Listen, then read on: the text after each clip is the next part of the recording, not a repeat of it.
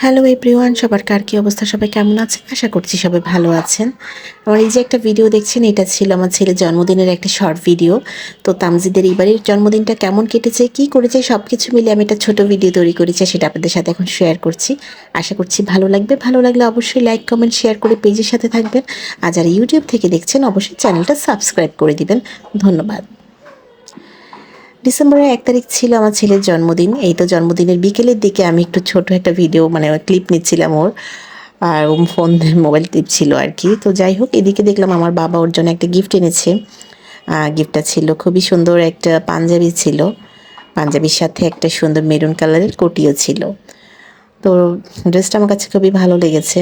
তো আমি ওকে এটা বিকেলের দিকে পরিয়ে কিছু ছবি তুলেছিলাম। তো এবার জন্মদিন বলতে ওরকম ঘটা করে কোনো আয়োজন করা হয়নি, কারণ এরকম কোনো প্রিপারেশন আমার ছিল না।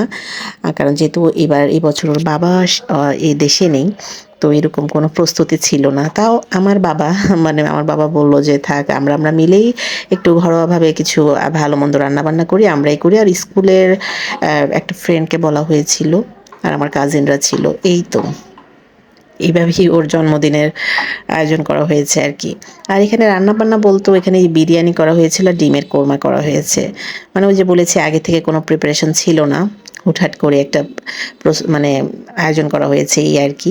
তো এই যে মাশাআল্লাহ, আমার ছেলেকে তো এই ড্রেসটাতে খুবই ভালো মানিয়েছে, এটাকে পরিয়ে কিছু ছবি তুলেছিলাম।